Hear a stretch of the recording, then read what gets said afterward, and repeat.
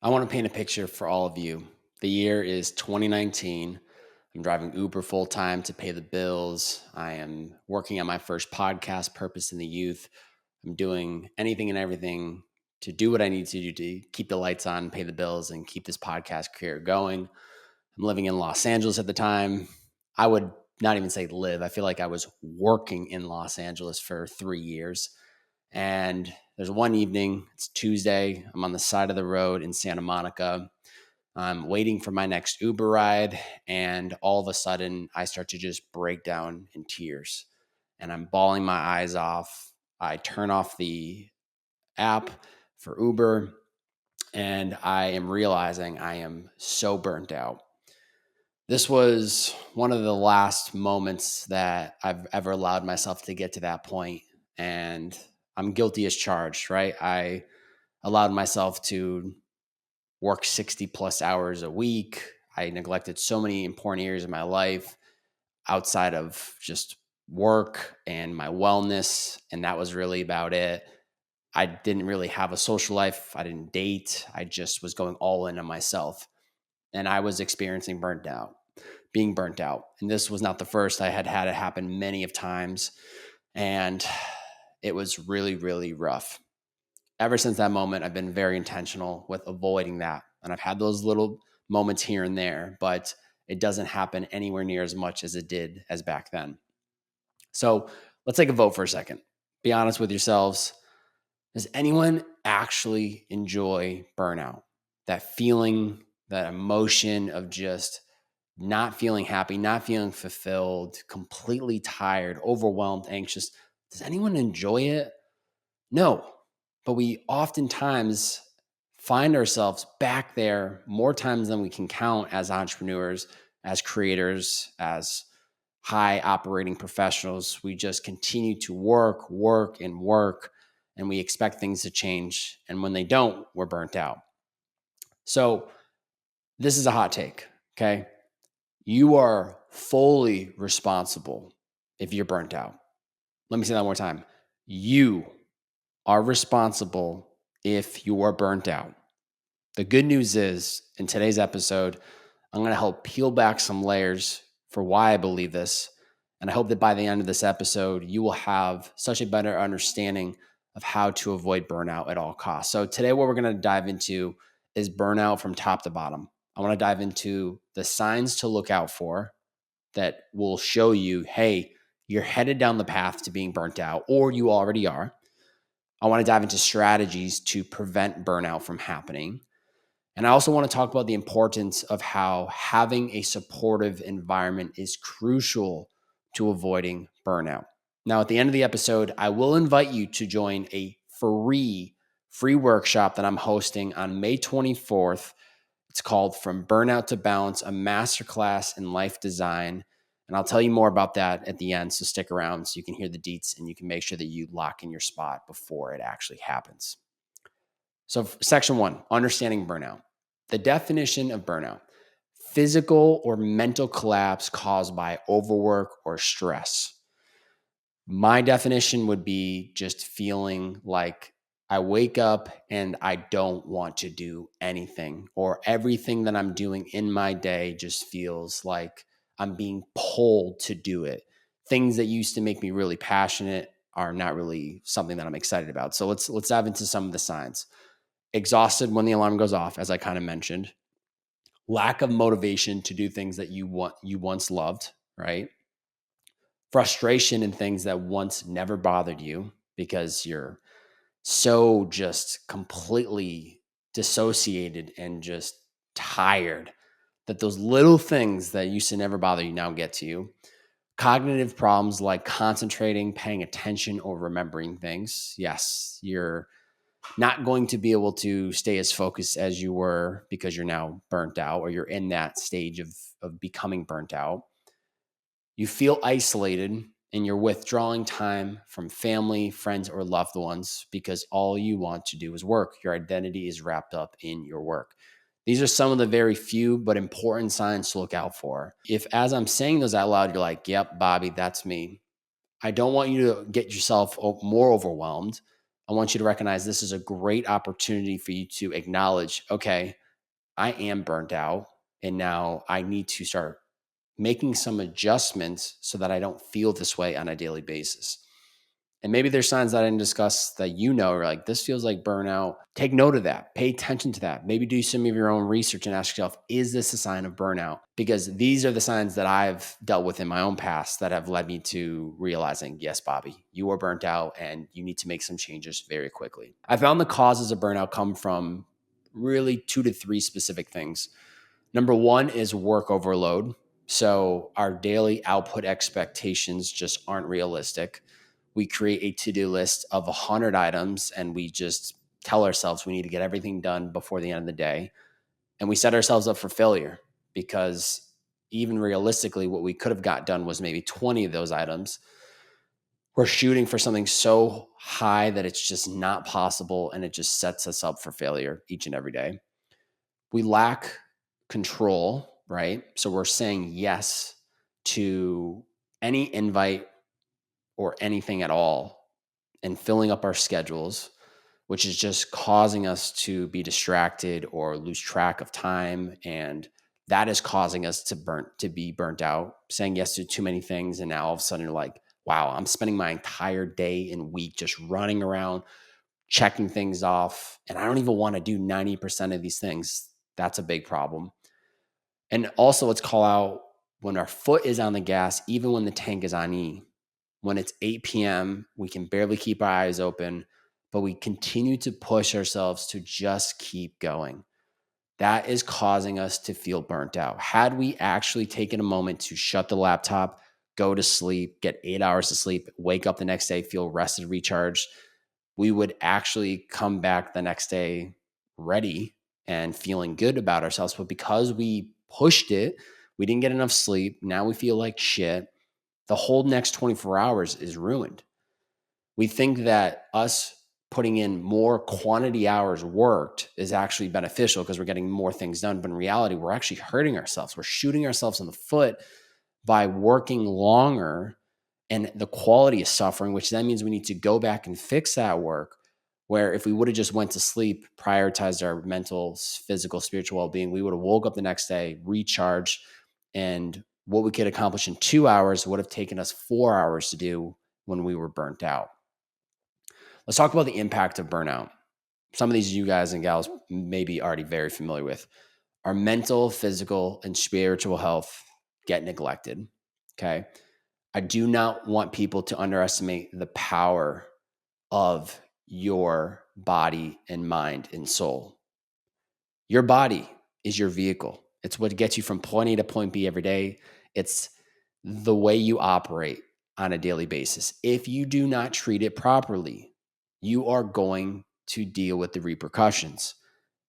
Example being, like I mentioned, what takes you 2 hours to do when you're not burnt out may take you 4 hours to do when you are burnt out. You feel tired, you feel anxious, you feel overwhelmed. All of these things could be completely avoided had you prioritized yourself. I felt it this morning being a little on edge, a little just annoyed, but getting in that yoga, getting in that meditation, I came back into the day just so refreshed and ready to go. Our quality of work performance decreases, as I've mentioned, right? So if you're someone that wants to live a life by design and be intentional with every moment, you don't want your work performance to decrease. You want to be extremely intentional, high quality output every single day. And you just know that 6 to 8 hours is all you need to work. And there's no need to work any more than that because you can pick up where you left off the next day. Our relationships get left behind and completely neglected because all we're focused in and wrapped up on is that to-do list, making money, crossing things off. I've been there before. It's not fulfilling. I've seen founders who exit their company for tens, if not hundreds of millions of dollars. And because they were so wrapped up in their business that when they left, they had to figure out a whole new chapter of their life. They had to rebuild friendships. They had to rebuild themselves. They had to ask themselves what their hobbies and passions were. They had to start from ground zero. And that's why I think it's so important to continue to prioritize all of these aspects of your life because they go hand in hand. The relationships help you come back to work inspired. The wellness, the well-being activities and hobbies, that helps you show up to your work as the best version of you. It's all interlaced. And it's very easy to rationalize. Everything else can wait because we just want to see dollar signs. We just want to increase sales on our businesses. We just want to see things grow. But that is not the main focus of life. It's great. It's an important pillar, but it's not the end all be all. So all of which I've just kind of highlighted results us in a life where we're not happy, we're not fulfilled, and we don't feel any ounce of peace. It's just not a fun place to be. So let's dive into the strategies to prevent burnout. Set boundaries. That's incredibly, incredibly important. First one being learning how to say no. When you're in that place of realizing you're overwhelmed, you have too much on your plate, your best bet is to learn how to say no to people. If it is not an absolute yes, if it's not something you want to do, get rid of it. And this strategy is not only important when you're feeling burnt out, but it's also what helps you prevent yourself from being burnt out. Anytime that I am getting invited to something, I look at when it is, I look at my calendar from that week view, and I ask myself, if I say yes to this, is it going to make me feel anxious, overwhelmed, or even an ounce of burnout, or like I'm leading towards burnout? And if yes, I just say no. It may be getting invited to work on a special project. So now we're talking in business context. If I have too much on my plate, I will say no. And if it's something I really want to prioritize, then I will find other things that are currently on my plate, pause, and push them off till later. So I'm always kind of dealing with this dance of what am I saying yes to? What am I saying no to? And figuring out what decisions or choices am I making that might lead me to burnout. And whatever those are, I need to address them immediately. Another boundary to have, which is really important to avoiding burnout, is having hard start and stop working times. This is incredibly important because what this is going to do is not only is it going to create healthy internal pressure for you to get things done timely each and every day, but even as the end of the day comes with your stop working time, you're going to know, okay, it's 6 p.m. It's time to shut the laptop and move on to the next thing that I need to focus on with my life today. Even if the to-do list is never ending, which it always will be, this is my moment to shut the laptop, pause everything I'm doing, and move on. So for me, it tends to be 5 p.m. every day. I will shut the laptop. There are still so many things left to do with my business, so many emails to respond to, so many, etc., posts to create, podcasts to think about. But I do this intentionally because one, it allows me to step away from a busy day and give myself time to rest and recharge through the evening. But two, it allows me to prioritize important areas of my life, such as my relationship, such as community building, such as new hobbies and interests. For example, tonight, I'm going to a Rumble boxing workout class. I haven't done one of those classes in well over a year. I don't think I've ever actually done Rumble. I've done a box class, but I've never done Rumble.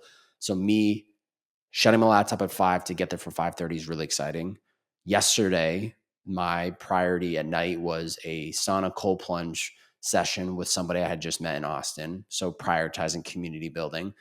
So I'm not only shutting the laptop to stop myself from getting overconsumed in the work, but I'm also creating space and time so that I can focus on other areas of my life that are really important to me.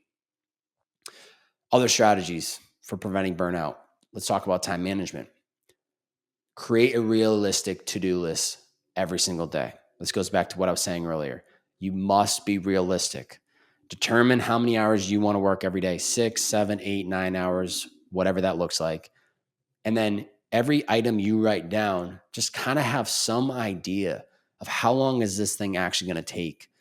And it will take some time. It'll take some trial and error. But when you get very clear on how long each item will take, not only does it help set you up for success with being realistic about what you can accomplish in the day, but also creates this pressure where it will help you stay focused and cut out distractions during the day because you're like, hey, I told myself I get these 7 things done today. I know I can get them done if I'm super focused. So I'm going to stop doom scrolling. I'm going to stop answering random texts, and I'm just going to focus on what I need to do. Another time management hack would be incorporating 90-minute focus sprints. This goes back to kind of distraction-free focus, etc. I think so many people, and this might be you, so don't be offended, are losing so much time every single day because they are distracted while working. So what takes them 2 hours to do probably would have taken them 45 minutes if they were just hyper focused and did what they needed to do. So when you incorporate these 90-minute focus sprints, it's this intentional container of you just locking in, going all in on the tasks at hand, and not worrying about what's happening on social media, the texts, the emails, etc. You're just focused on what you need to do, which means increase in output, increase in fulfillment because you're getting things done timely, and increase in just peace because you didn't get distracted while doing that. So having those focus sprints will help you get things done timely, and being intentional about how many you do within a day also prevents the burnout. Another time management hack, which is remove things from your calendar that don't align and excite you, right? Something that you may have committed to 2 weeks ago. Now the time's coming and you're just like, my plate is full, doesn't excite me as it did before. Remove it. Tell people, back out of the plans, just communicate. I have a lot on my plate. I can't make this dinner tonight. Thanks for thinking of me. Or do whatever you need to do to get it off your calendar. That's really, really important. And I know, and I'm not encouraging you all to be people that say yes to things and then back out last minute, but you have to pay attention to what is happening in your life, right? Things unexpectedly come up. Emotional things will come up. And if you need to reshift your calendar to prioritize you, do that. It is not only beneficial for you, but you don't want to be the person that's in the room that's just pulling down the energy, that is clearly angry and doesn't want to be there. Just create the space, prioritize you, create the boundaries. Lastly, when it comes to time management, be mindful of technology use and doom scrolling. I've already hit on that. I can't say it enough. This is just leading you to wasting time during the day, which then means you are trying to make up for that work that you didn't get done later into the evening. And so if you had been hyper focused in your day from 9 to 5 p.m., you would have gotten everything done. But because you were distracted for 20 minutes here, 20 minutes there, you're now feeling like you need to sit at your computer till 8, 9 p.m. to get all that work done. And now it for you has felt like you've been sitting at your desk for 12 to 13 hours, hence leading you to feeling burnt out. Other strategies would be mindfulness and self-care. Can't say it enough, but make time for your mental, physical habits, okay? Each and every day, make them non-negotiable, whether that's the workouts, the meditation, eating healthy, journaling. Create time for them. That's why I'm such a big advocate for this philosophy of you win the morning, you win the day. Prioritize them first thing in the morning. That removes any excuse for why you can't do it later. You just get it done first thing in the day, which also helps you create momentum for the day because you feel like you filled up your cup first before doing anything else. I woke up at 6 a.m. this morning. I didn't sit down to this desk till 9:30 because that morning was focused on me prioritizing myself, making sure I mentally, physically, and spiritually felt good so that when I sat down for this recording, I felt fantastic. So do not undervalue what self-care can do for you. I had a friend recently tell me that he was willing to neglect his physical workouts so that he could get more work done. And I had to kind of check him and say, dude, I feel like that's actually hurting you.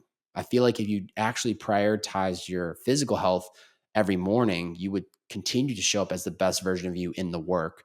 And we'll see if he actually takes that and runs with it. Another one is fit in 20-minute breaks after every 90-minute focus sprint. So I've talked about this on podcasts before. I operate with 4 90-minute focus sprints per day with about 20-minute breaks in between. Such an unlock. And I think, yes, it's important to sit down and stay hyper-focused, but also don't underestimate the value of stepping away for 20 minutes and coming back. You will feel so much more rested and recharged just from that 20-minute break, and it will help you get right back into where you left off. And there's also studies that have been shown that when you step away from the work like that, you actually recharge your battery a little bit, which then gives you more energy for the task at hand. Carve out time for community, relationships, family, hobbies that fill you up. This will make you feel good. It's what I said before. The business stuff is just as equally as important as relationship, just as equally as important as community building, as experiences, as eating good and feeling good. All of it is interconnected. Okay. It's the foundation. It's how we build a happy, fulfilling life. It's how we design a life that gives us so much inner peace and fulfillment and happiness because everything is in alignment. So carve out time for those things. I'm not saying you need to do it every day for 1 to 2 hours, but try to carve out time for them weekly because it will make you feel good. Even yesterday, driving to that sauna session, I felt just an ounce of like, I could keep working. There's so many things to do. And leaving that sauna session, driving home, I felt so happy that I had that time to drop in with this guy. And it was just such a great conversation. So don't underestimate the value of carving out time for these important life moments as well, because that's what we're here to do. We're here to build great lives, but we're also here to enjoy it along the way. Lastly, when your batteries are charged up in all aspects of your life, you will show up better to your work. I promise you, you will feel more inspired, more motivated, more clear, more excited. You will feel so much better in the work. You won't resent it. You won't dread it. You won't hate it. You're going to be chomping at the bit to get back into the work because you've had time and space away to rest and recharge. And also there's something to be said about allowing your subconscious to do some of the work that, some of my best ideas come when I'm not actually sitting at my laptop. It's when I'm out for a walk and in the sauna, hanging out with friends. And that's where these great ideas come into my mind. I'll write them down. And so that when I sit down at my desk, it's not about coming up with the best idea. It's about taking those ideas I thought of when I wasn't looking for them and now putting intentional time into them. Section 3, let's talk about building a supportive environment. So seek support as often as you need it. Lean into family, friends, or loved ones when burnout becomes a problem.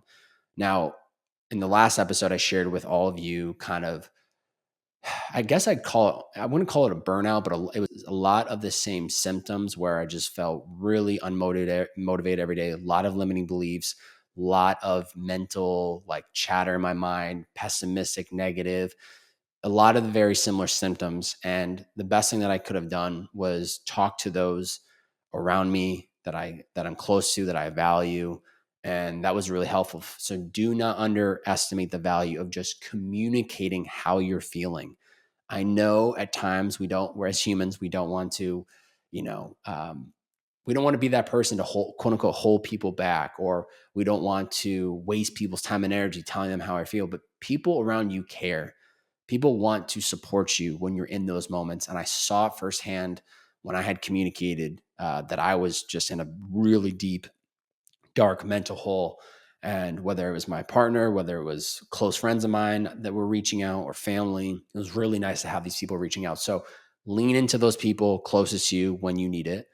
And if you get to a place where you still feel like there is some additional support that you're looking for, truthfully, consider working with a coach like myself, where my goal is to help you avoid burnout at all costs. Truly, like I help my clients design a life where all aspects of their life are in alignment, their personal, professional priorities.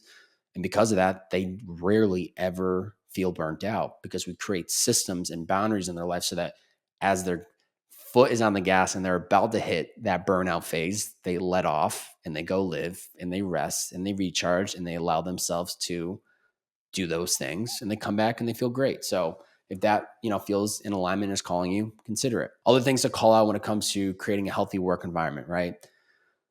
Making sure that we prioritize communication to the people internally that we work with. If you're, an entrepreneur, communicating it to your team or people that you work with. If you are full-time with the company, communicate it to your management. Really important to communicate it. Make sure that you have people around you that support you when you need that help, when we're talking professional environments. And also make sure that people respect your emotions when you open up and share them, right?